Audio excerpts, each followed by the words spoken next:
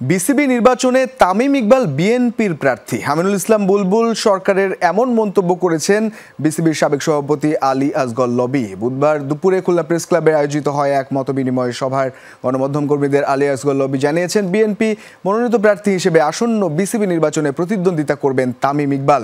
পাশাপাশি তামিম ক্রিকেট বোর্ডে এলে দেশের ক্রিকেটের পাশাপাশি খুলনার মতো ক্রিকেটার বান্ধব জেলায় ক্রিকেট ফিরবে বলে বিশ্বাস সাবেক এই সভাপতি। সবকিছু ঠিক থাকলে অক্টোবরের প্রথম সপ্তাহে হবে বিসিবি নির্বাচন।